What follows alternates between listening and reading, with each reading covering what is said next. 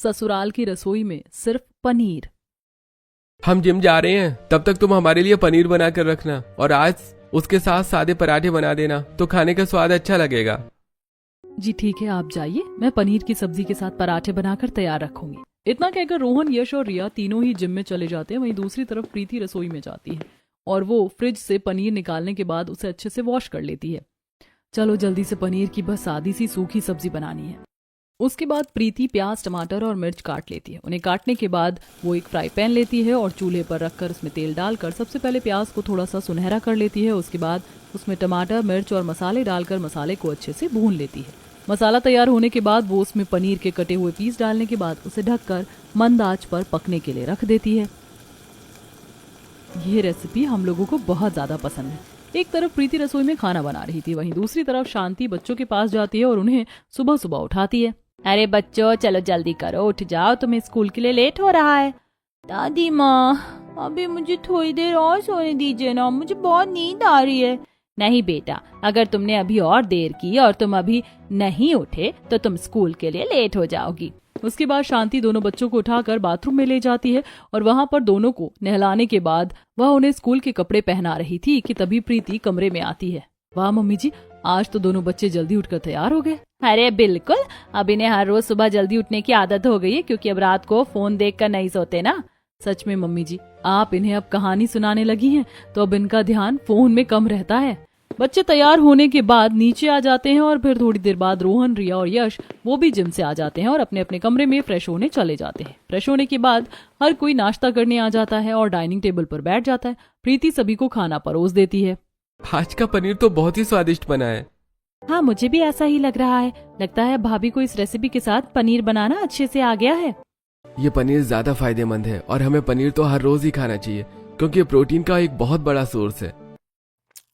हर कोई पनीर के बारे में बात कर रहा था और साथ में बड़े ही मजे से पनीर भी खा रहा था, लेकिन कोई था जिसे पनीर बिल्कुल पसंद नहीं आ रहा था।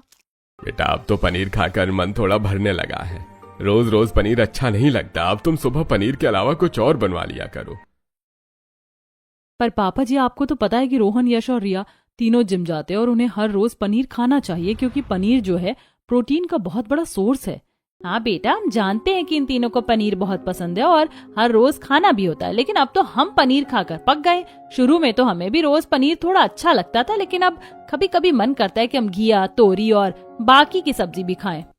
मम्मी, आप भी घिया की सब्जी का नाम ले रहे हो। ऐसी सब्जी खाना भला किसी को पसंद होगा? अरे बेटा, हमें पसंद है ना, तो बहू तुम हमारे लिए कम से कम कोई अलग सब्जी बना दिया करो।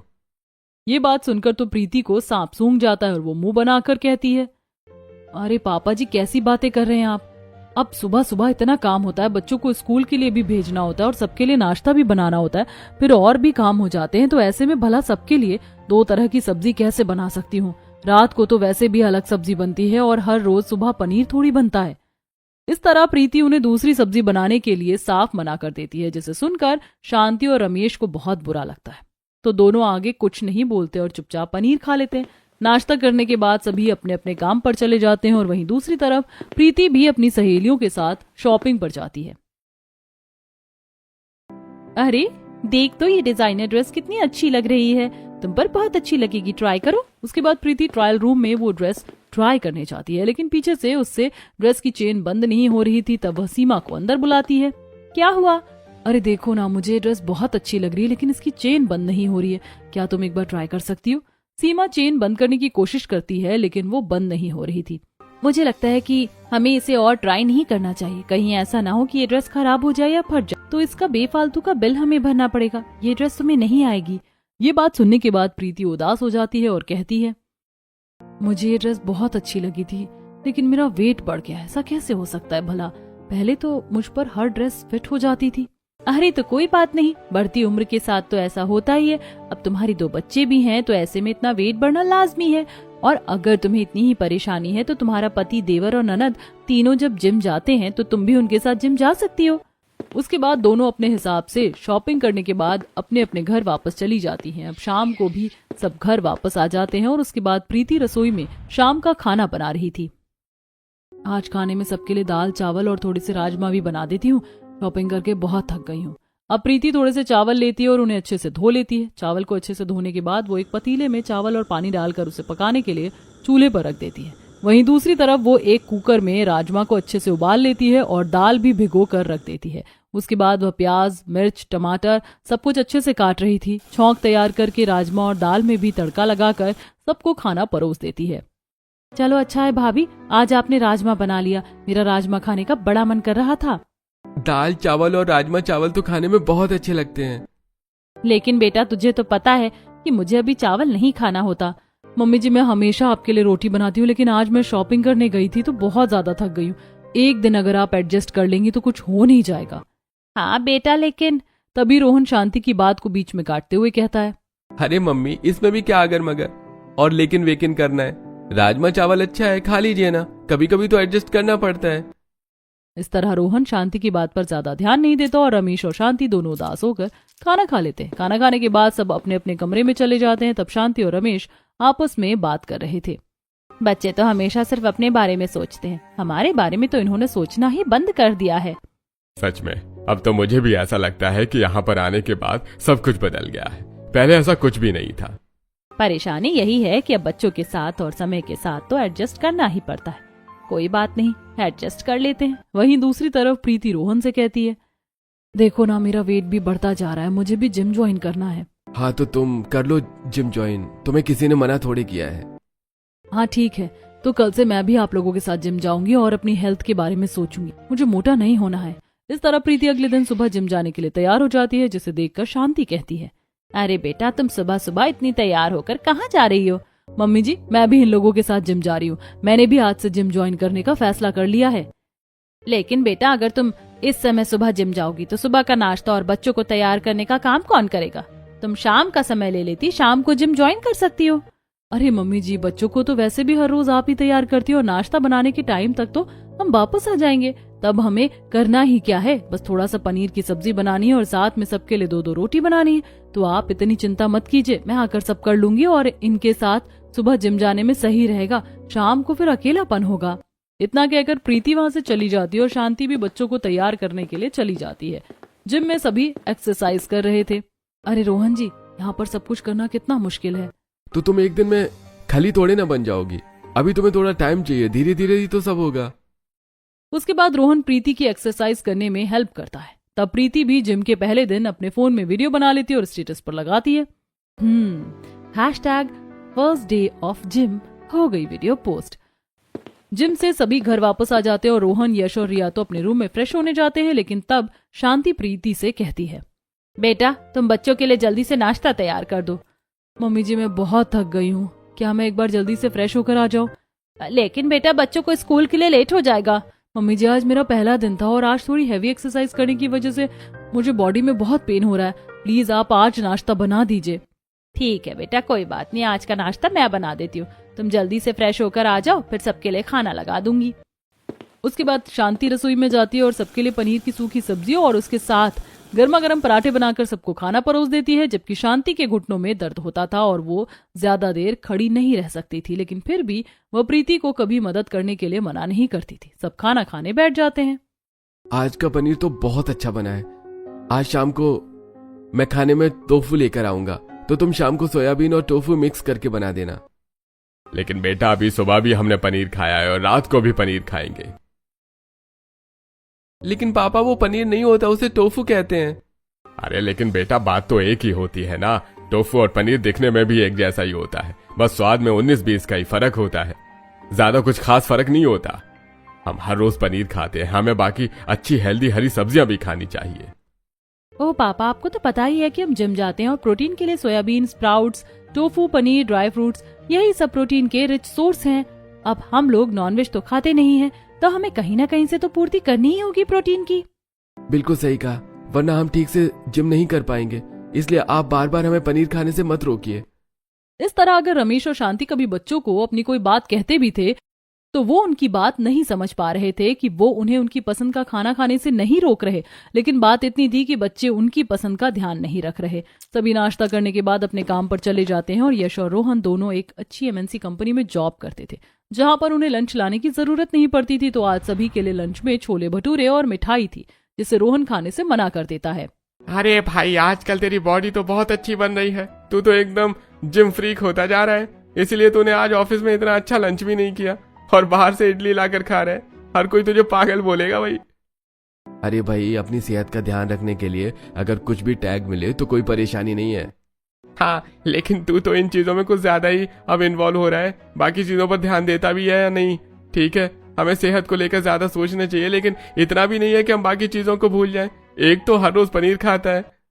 इस तरह दोनों दोस्त बात करते हैं और लंच के बाद सब अपना अपना काम करते हैं। वहीं दूसरी तरफ शांति भी अपनी पड़ोसनों के साथ बैठ जाती है। और बता, क्या चल रहा शांति बहन? बस क्या बताऊं, सब ठीक ही चल रहा है। क्या बात है, क्या तुझे पनीर छोले राजमा खाने से राहत मिली? अरे कैसी राहत मिली, मैं बच्चों को बोलती हूँ कि कभी पनीर के अलावा कुछ अच्छी सब्जी बना लिया करो, लेकिन उन्हें तो पनीर के अलावा और कुछ नजर ही नहीं आता। बनाते भी हैं तो उसके अलावा सिर्फ टोफू, सोयाबीन की सब्जी, छोले, राजमा यही सब बनता है। बहुत कम कढ़ी बन जाती है तो उसके साथ चावल बनते हैं। शुगर में चावल नहीं खाना, बच्चे कहते हैं कि एक दिन की बात है, एडजस्ट कर लो, लेकिन मुझे तो घिया, तोरी, टिंडा, करेला खाना है। अरे तो क्या परेशानी है, जब तुझे हर रोज पनीर खाने को मिल रहा है और इतनी अच्छी अच्छी सब्जियां मिल रही तो खा लिया कर। पता नहीं, पहले तो ये सब अच्छा लगता था और हर रोज खा भी लेती थी, लेकिन अब ये सब्जी खाकर अच्छा नहीं लगता, पेट में भी एकदम भारीपन रहता है। इस तरह सभी पड़ोसन आपस में बात कर रही थी। शाम को जब सभी साथ बैठे तब रमेश की थोड़ी सी तबीयत खराब हो जाती है और उसे घबराहट, बेचैनी होती है और साथ में उसे पसीने भी आने लगते हैं। अरे पापा, क्या हुआ?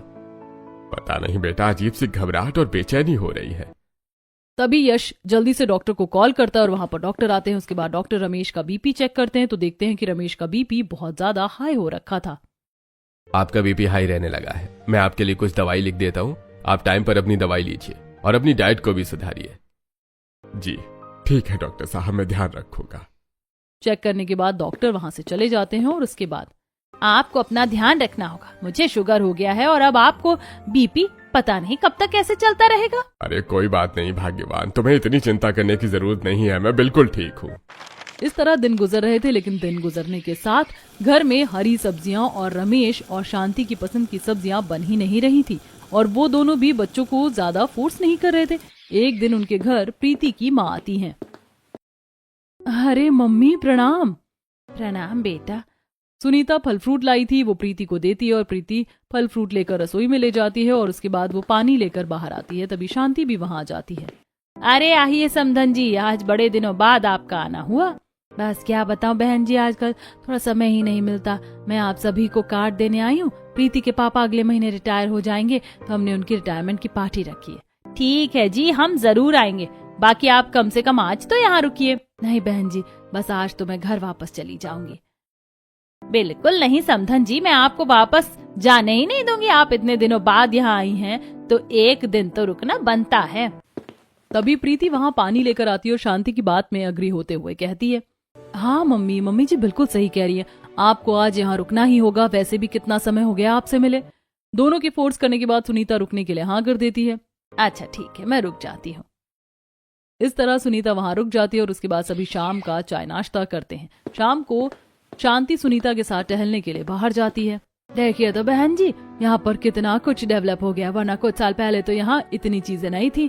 बिल्कुल सही कहा जी आपने समधन जी, अब तो यहाँ पर काफी कुछ बन गया है और बहुत तरक्की हो रही है। इतनी बढ़िया बढ़िया दुकानें और मॉल भी खुल गए हैं। इस तरह दोनों वहां पर टहलती हैं और बाजार से थोड़ा सामान लेने के बाद दोनों घर वापस आ जाती हैं। घर वापस आने के बाद शांति के घुटनों में दर्द होने लगता है और शांति उन पर गर्म पट्टी बांध देती है। क्या आपको अभी भी घुटनों की परेशानी है? अभी भी आपके घुटनों में उतना ही दर्द रहता है? जी बस क्या बताऊं, कुछ तो शुगर भी है जिसकी वजह से भी ये परेशानी हो जाती है। बुढ़ापे में तो ऐसा ही होता है। आपने सही कहा, बुढ़ापे में तो काफी कुछ बदल जाता है। उसके बाद सुनीता वहां से उठकर जाती है और प्रीति को ढूंढती है तो देखती है कि प्रीति अपनी रील बना रही थी। तो यहाँ पर भी बस रील बनाने में ही लगी रहती है क्या? क्या मम्मी, आप भी हमेशा बस डांटती ही रहती हो। यहाँ आए हुए ज्यादा देर हुई नहीं है कि डांट रही हो। नहीं तो और क्या करूं? वहां तेरी सास के घुटनों में दर्द हो रहा है, तू यहाँ रील बनाने में लगी है, जाकर उनकी मालिश कर दे। अरे मम्मी कुछ नहीं होगा, उन्होंने गर्म पट्टी बांध ली होगी तो उससे उन्हें आराम हो जाएगा। मम्मी आप इतना क्यों सोच रही हो, मुझे पता है ना सब कैसे करना है और कैसे नहीं। आप बैठ जाइए, मैं डिनर बनाने जा रही हूँ। सुनीता अपनी बेटी का ऐसा व्यवहार देखकर काफी हैरान होती है, लेकिन वो आगे से कुछ बोल भी नहीं पाती है। रात को देखती है कि खाने में प्रीति ने सबके लिए सोयाबीन और छोले साथ में चावल भी बनाए थे। बेटा, तू आज फिर से हमारे लिए रोटी बनाना भूल गई। ओ हाँ, माफ कीजिए मम्मी जी, मैं जिम से आने के बाद इतना थक जाती हूँ, और आज तो आपको पता है कि बाजार से सामान भी लाना था, तो मैं बहुत थक गई हूँ। आप प्लीज आज एडजस्ट कर लीजिए। शांति बिना किसी शिकायत के एडजस्ट कर लेती है, लेकिन तब सुनीता कहती है, तुम्हें तो पता है ना कि इन्हें शुगर है और शुगर में चावल नहीं खाना चाहिए। हाँ मम्मी, आप चिंता मत कीजिए, कभी कभी मम्मी जी एडजस्ट कर लेती हैं, ऐसे कोई परेशानी नहीं है। अपनी बेटी का ऐसा व्यवहार देखकर सुनीता को ठीक नहीं लगता, और अगले दिन सुबह जब प्रीति जिम में जाती है तो शांति बच्चों को तैयार करके ले आती है। प्रीति जिम से आने के बाद सभी के लिए पनीर पराठा बना देती है। वाह मम्मी, आपने पनीर के पराठे बना दिए। मेरा भी पनीर के पराठे खाने का बहुत मन कर रहा था। हाँ मम्मी, मुझे भी पनीर के पराठे खाने का बहुत मन कर रहा था। इस तरह सभी बड़ी खुशी से पनीर के पराठे खाते हैं, और थोड़ी देर बाद सुनीता के जाने का समय हो जाता है। आप यहाँ आई तो हमें बहुत अच्छा लगा, इस तरह आप हमेशा आती रहिएगा। अजी, मुझे भी बहुत अच्छा लगा, अब मैं चलती हूँ। इतना कहकर सुनीता वहाँ से चली जाती है। इस तरह दिन गुजर रहे थे, और एक दिन प्रीति और रोहन दोनों तैयार होकर आते हैं। अरे बेटा, तुम दोनों कहाँ जा रहे हो? मम्मी जी, हम दोनों बाहर खाना खाने जा रहे हैं, मैंने आपके लिए बना दिया है, आप खाना खा लीजिएगा। इतना कहकर प्रीति और रोहन दोनों वहां से बाहर चले जाते हैं, और रमेश और शांति दोनों पहले तो यश और रिया का भी घर आने का इंतजार करते हैं, लेकिन तब रमेश के पास यश का कॉल आता है। हाँ बेटा, कहाँ हो तुम? अब तक घर क्यों नहीं आए? पापा, हमने आपको बताया तो था कि मैं अपने दोस्त की बर्थडे पार्टी में हूँ, और रिया भी अपने कॉलेज के दोस्तों के साथ बाहर गई है, तो आप लोग खाना खा लीजिए, हमारा इंतजार मत कीजिएगा। इतना कहकर यश कॉल कट कर देता है, और उसके बाद शांति और रमेश दोनों अकेले बैठकर खाना खाते हैं। खाना बनाने के बाद दोनों अपने घर में बैठकर बात कर रहे थे। अब बच्चे इतने बड़े हो गए, हमारे बारे में सोचते ही नहीं है। बिल्कुल सही कहा तुमने, पहले ऐसा कुछ भी नहीं था। पहले हम सब हमेशा साथ में रहते थे, और अब बच्चे अपनी एक अलग ही दुनिया में चले गए हैं। समय कितनी जल्दी बदल जाता है ना। यहाँ पर बात सिर्फ एक नहीं थी, बल्कि बहुत सारी बातें थी। बच्चे अब शांति और रमेश के बिना पूछे ही सब काम करते थे, और यहाँ तक कि उनकी बाकी चीजों पर ध्यान भी नहीं देते थे। शांति की तबीयत भी ज्यादा ठीक नहीं रहती थी, उसके घुटने में दर्द रहता था, फिर भी वह घर के छोटे मोटे काम करके प्रीति की मदद करती थी। एक दिन शांति के घुटनों में बहुत दर्द हो गया था, तब रमेश वहां तेल लेकर आता है। अरे, आप तेल लेकर क्यों आ गए? क्योंकि तुम्हारे घुटनों में दर्द हो रहा है। लाओ, मैं तुम्हारे घुटनों की मसाज कर देता हूँ। नहीं, रहने दीजिए, अब आपकी भी तबीयत इतनी ठीक नहीं रहती। बेवजह मेरी वजह से परेशान होने की जरूरत नहीं है। अरे भला, मुझे तुम्हारा ध्यान रखने के लिए भी कभी परेशानी हो सकती है क्या? बल्कि मैं तो तुम्हें खुद कभी परेशान नहीं देख सकता। इस तरह रमेश और शांति ही बस एक दूसरे के दुख सुख के साथी थे। चिंटू और पिंकी भी शांति और रमेश के पास सोने के लिए आ जाते हैं, और तब दादी, हमें भूत की कहानी सुनाओ ना, हमें कहानी सुननी है। हाँ, बहुत अच्छी कहानी सुनाते हो, और आज मुझे भी भूत की कहानी सुननी है। तुमने बिल्कुल सही कहा बेटा, तुम्हारी दादी सच में बहुत अच्छी कहानी सुनाती है। मैं तो बहुत पहले से ही इनसे बहुत सारी कहानी सुनता था, और यह मुझे अक्सर बहुत सी कहानी बनाकर सुनाती थी। हाँ बिल्कुल, पहले के भी दिन क्या दिन थे। चलो मैं कहानी सुनाती हूँ। एक बार की बात है, एक लड़की रात को घर वापस जा रही थी, तब उसे अचानक से एक अजीब आवाज सुनाई देती है। वो मुड़कर देखती है, लेकिन उसे कोई नजर नहीं आता। शांति तीनों को कहानी सुनाती, और तीनों बड़े ध्यान से उसकी कहानी सुन रहे थे, और कहानी सुनते सुनते सब सो जाते हैं। तब शांति लाइट बंद कर देती है और खुद भी सो जाती है। इस तरह दिन गुजर रहे थे, लेकिन अब रमेश की तबीयत खराब हो रही थी, इसीलिए वह प्रीति के साथ डॉक्टर के पास जाता है। डॉक्टर साहब, अब तो मैं आपकी दवाई भी ठीक से ले रहा हूँ, हमेशा टाइम पर दवाई लेता हूँ, फिर भी मेरी तबीयत में सुधार क्यों नहीं है? देखिए, आप वैसे बीमार नहीं है, आपका बीपी हाई है, लेकिन आपकी हार्ट बीट भी ठीक नहीं है। मुझे लग रहा है कि आपको किसी चीज का स्ट्रेस है। आपका खान पीन भी ठीक नहीं है, लेकिन साथ में स्ट्रेस भी है, जिसकी वजह से आपका बीपी ठीक नहीं रहता। अरे दरअसल डॉक्टर साहब, सब कुछ बदल गया है। अब हमारे बच्चे पहले की तरह हमारे साथ नहीं रहते, और ना ही हमसे बातचीत करते हैं। अब बस अपनी जिंदगी में व्यस्त हो गए हैं। मेरी पत्नी जब घर का काम करती है तो उसके घुटनों में दर्द होता है, और उसे परेशान देखकर मुझे अच्छा नहीं लगता। दरअसल हम पहले गांव में रहते थे, तो वहां सबके साथ हंसना खेलना हो जाता था, लेकिन यहाँ ऐसा नहीं होता। कुछ खान पीन भी हमारी पसंद का नहीं हो रहा है। सुबह बच्चे पनीर खाते हैं, और शाम को राजमा छोले जैसी सब्जियां। आपने सही कहा, आजकल के जो बच्चे हैं वो अपने परिवार वालों को बिल्कुल भी समय नहीं देते हैं। खास करके माता पिता को। और आपके लिए ये सब अभी नया है, लेकिन आपको किसी भी चीज का स्ट्रेस नहीं लेना चाहिए। अगर आप गांव में वापस जाना चाहते हैं तो कुछ दिन वहां खुली हवा में रहकर अपने खान पान को सुधार करिए, फिर आप ठीक हो सकते हैं। अभी आपको पनीर और हैवी सब्जी नहीं खानी चाहिए। आप बीपी वाले पेशेंट के लिए ठीक नहीं है ये सब। आप सिर्फ हरी सब्जियां खाइए। डॉक्टर से बात करने के बाद शांति और रमेश दोनों ऑटो में बैठकर घर वापस आ रहे थे। तब शांति कहती है, डॉक्टर ने जो भी बताया हम उसे नहीं कर सकते। हम बच्चों को छोड़कर गांव नहीं जा सकते। हाँ, कुछ भी हो, है तो हमारे बच्चे ही। इस तरह दोनों घर वापस आ जाते हैं। अगले दिन सुबह फिर से नाश्ते में पनीर बना था। आज शाही पनीर बना था। रेसिपी अलग होने की वजह से शांति और रमेश थोड़ा पनीर खा लेते हैं, लेकिन रमेश को पेट में बहुत ज्यादा दर्द हो रहा था, तो इसीलिए शांति प्रीति के पास जाकर कहती है, बेटा आज तुम्हारे पापा के पेट में बहुत दर्द हो रहा है, तो तुम आज उनके लिए खिचड़ी बना देना। थोड़ा हल्का खाना हो जाएगा तो उन्हें अच्छा लगेगा। मम्मी जी आपको पता है ना, मैं खिचड़ी नहीं बना पाऊंगी।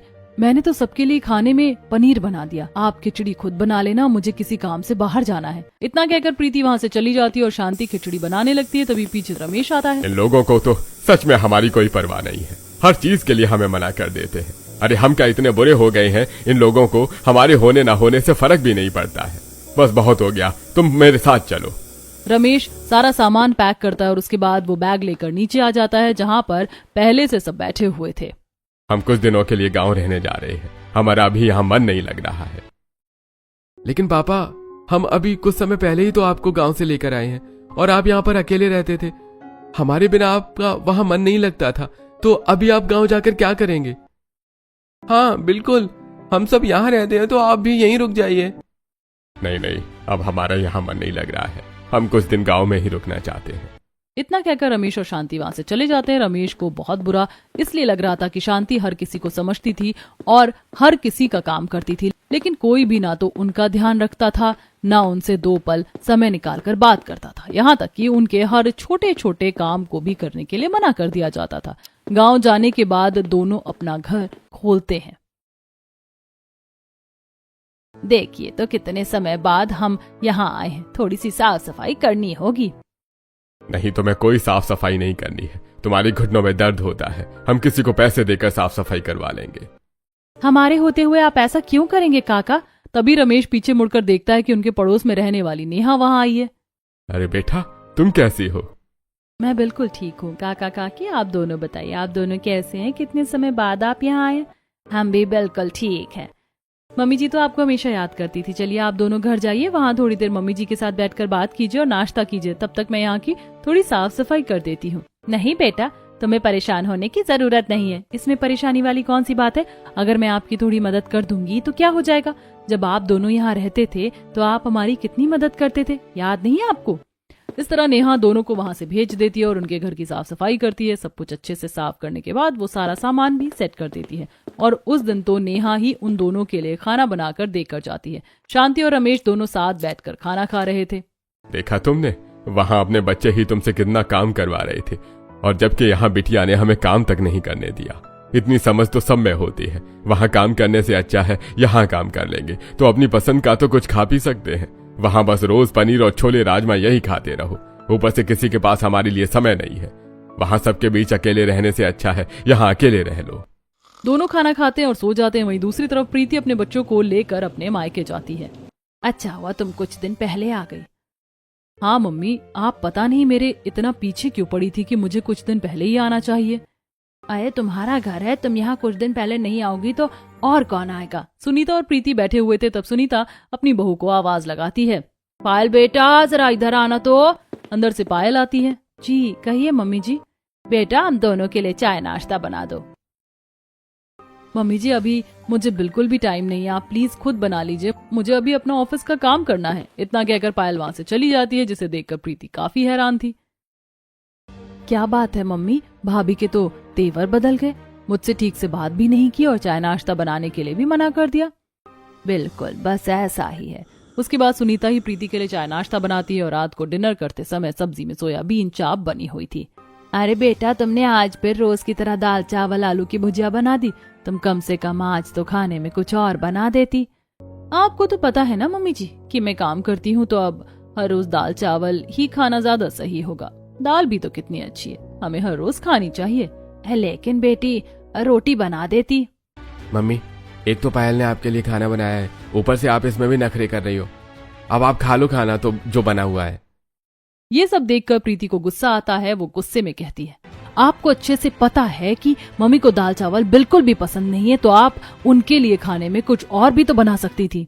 देखिए, मैं बहुत थक जाती हूँ, मैं इस तरह सबके लिए उनकी पसंद की हर सब्जी नहीं बना सकती। प्रीति आगे कुछ बोल रही थी, लेकिन सुनीता उसे रोक देती है। कोई बात नहीं बेटा, रहने देते हैं, तुम खाना खा लो। इस तरह पायल जवाब देकर वहां से चली जाती है। ये सब देखकर प्रीति को बहुत गुस्सा आता है। अगले दिन जब पायल तैयार होकर कहीं जा रही थी, तब सुनीता रोकते हुए कहती है, अरे बेटा, तुम कहाँ जा रही हो? कुछ नहीं मम्मी, मैं तो किटी पार्टी करने जा रही हूँ। लेकिन बेटा, तुमने पहले तो मुझसे इस बारे में कुछ नहीं बताया। तो इसमें बताने वाली क्या बात है मम्मी जी? अब तो आपको पता चल गया ना, तो अब मैं चलती हूँ। इतना कहकर पायल वहां से चली जाती है। मम्मी, तुमने देखा नहीं, भाभी आजकल कुछ ज्यादा ही सिर पर चढ़ रही हैं। तुमने उन्हें इतनी छूट क्यों दे रखी है? सब कुछ अपनी मर्जी से करती हैं, कुछ भी करने से पहले आपको बताती तक नहीं है। यहाँ तक कि मैं देख रही हूँ कि आप ठीक से खाना नहीं खा रही हैं और आपकी सेहत का तो बिल्कुल भी ध्यान नहीं है भाभी को। बस बेटा, क्या कर सकते हैं, लेकिन तुम्हें बहू को कुछ नहीं कहना है। अगले कुछ दिन तक प्रीति देखती है कि सुनीता भी पायल की घर के कामों में मदद कर देती थी, लेकिन पायल और रजत ना तो सुनीता को टाइम देते थे और ना ही घर में कभी उसकी पसंद का खाना बनता था। यहाँ तक कि सुनीता कुछ भी करने को कहती तो, मम्मी जी, आपको तो पता है ना मैं कितनी ज्यादा थक गई हूँ, एक छोटा सा तो काम है, आप खुद कर लीजिए, अभी मैं कमरे में आराम करने जा रही हूँ। इतना सब कुछ देखकर आज प्रीति को गुस्सा आ जाता है और वह गुस्से में कहती है, बस भाभी, आपका बहुत हो रहा है, आपको इतना ज्यादा नहीं करना चाहिए। मम्मी आपको कुछ नहीं कहती, इसका मतलब ये नहीं कि आप गलत फायदा उठाएंगी। आपको थोड़ा तो उनके बारे में सोचना चाहिए। अरे उनकी तबीयत ठीक नहीं रहती है और आप उन्हें ऐसा खाना खिलाती हैं। उनकी पसंद का कोई खाना नहीं बनता और हर चीज में उन्हें इग्नोर करती हैं। क्यों प्रीति, तुम्हें अब ये सब गलत क्यों लग रहा है? आखिर इतने समय से तुम भी तो अपने ससुराल में सास ससुर के साथ यही कर रही हो। क्या कहा? मैंने ऐसा क्या किया है? मैं बताती हूँ तुमने क्या किया है। तुम सिर्फ अपने बारे में सोचती हो। मैं जब रुकने आई थी तो मैंने देखा था कि तू किस तरीके से अपनी सास के हर काम को मना कर रही थी। वो फिर भी घर के काम में तेरी कितनी मदद करती है। तुम जबरदस्ती उन्हें रोज सुबह पनीर खिलाते हो। तुम्हें खाना है तो खाओ, लेकिन उनके लिए उनकी पसंद का खाना तक नहीं बनता। मैंने उनकी आंखों में देखा है कि जिस तरह तुम सब उन्हें इग्नोर करते हो, उन्हें कितना बुरा लगता है, लेकिन वो चुपचाप सब सह लेते हैं। जब मुझे पता चला कि वो गांव चले गए, मैंने उनसे बात की और उन्हें सब कहा, तो भी मेरे बहुत कहने पर भी उन्होंने तुम्हारी बुराई नहीं की। तुम उनके साथ ऐसा व्यवहार कर रही हो। ये सुनकर प्रीति को बुरा लगता है। वही चीज दामाद जी भी कर रहे हैं। अरे कभी उनकी तबीयत का, उनकी दवाई का भी ध्यान नहीं रखा, लेकिन वही चीज जब तुम्हारी भाभी ने मेरे साथ की तो तुम्हें ठीक नहीं लगा। क्यों? सुनीता के समझाने के बाद प्रीति को अपनी गलती का एहसास होता है और वो घर जाने के बाद इस बारे में सबसे बात करती है। अगर कल को हमारे बच्चे हमारे साथ ऐसा करेंगे तो हमें कैसा लगेगा? बिल्कुल सही कह रही हो भाभी। मम्मी पापा के जाने के बाद घर कितना खाली लग रहा है। वो दोनों मिलकर हर चीज मैनेज कर लेते थे, अब हमें कितनी परेशानी हो रही है। उन्होंने हमेशा हमारा कितना ध्यान रखा। हम जो कहते थे वही बना देते थे और हमेशा अपनी इच्छाओं को मारा, लेकिन जब हमारी बारी आई तो हम उनके साथ क्या कर रहे हैं? हाँ, मैं भी उन्हें हर चीज में टोक देता था और कभी उनकी बात को समझा नहीं। चलो हम उन्हें लेने जाते हैं। सब उन्हें लेने गांव जाते हैं। तुम सब यहाँ क्या कर रहे हो? पापा मम्मी, हमें माफ कर दीजिए। हमने हमेशा आप दोनों को इग्नोर किया। हमें ऐसा नहीं करना चाहिए था। हाँ मम्मी जी, पापा जी, सबसे ज्यादा गलती तो मेरी है। एक बहू होने के नाते मैंने अपना फर्ज अच्छे से नहीं निभाया। कभी आप दोनों की जरूरत का ध्यान नहीं रखा, सिर्फ अपने बारे में सोचा। आप दोनों को ना तो पनीर ज्यादा पसंद था और ना ही सेहत की वजह से आप दोनों को खाना था, लेकिन फिर भी हर रोज सुबह आप लोगों को जबरदस्ती सिर्फ वही खिलाया। हमने सिर्फ अपना सोचा, लेकिन हमें हमारी गलती का एहसास हो गया है। अब हम आपको अकेला नहीं छोड़ेंगे और आपकी हर चीज का ध्यान रखेंगे। ठीक है, तुम्हें एहसास हुआ, लेकिन हम वापस नहीं जाएंगे। यहाँ हमें ज्यादा अच्छा लग रहा है। हम अपनी पसंद का खा सकते हैं। जिन लोगों को हमसे बात करना अच्छा लगता है, हम उनसे बात कर सकते हैं। वहां जाकर एक बार देख लिया, अकेले रहना पड़ता है और हमारी जरूरतों का भी ध्यान नहीं रखा जाता। नहीं, प्लीज हमारे साथ वापस चलिए। हम वादा करते हैं आगे ऐसा नहीं होगा। जी बिल्कुल, हमें एक मौका दीजिए। उनके बहुत बोलने के बाद रमेश शांति वापस आ जाते हैं और अब से सब उनका अच्छे से ध्यान रख रहे थे। सब अपनी डाइट का तो ध्यान रख रहे थे, लेकिन साथ में प्रीति रमेश और शांति के लिए हमेशा उनकी पसंद का खाना भी बनाने लगती है। देखिए, आज मैंने आप दोनों के लिए घिया की सब्जी बनाई और साथ में आलू भुजिया भी। इतने दिनों बाद पसंदीदा सब्जी खाकर कितना अच्छा लग रहा है। सब खुश होकर खाना खाते हैं और शाम को काम से घर वापस आने के बाद रोहन और यश और रिया तीनों रमेश और शांति के पास हॉल में जाकर बैठ जाते हैं। वहां दोनों टीवी देख रहे थे। मम्मी पापा, क्या आप दोनों ने दवाई ले ली? हाँ बेटा, ले ली। उसके बाद सब साथ में मिलकर बात करते हैं और इस तरह सभी को अपनी गलती का एहसास हो गया था। और अब अगर घर में डेली पनीर बनता भी था तो सास ससुर के लिए प्रीति हरी सब्जी बना देती थी और वह रमेश और शांति को अकेला नहीं छोड़ते थे और उनकी हर छोटी चीज का ध्यान रखते थे। इस तरह पूरा परिवार अब मिलजुल कर रहता है।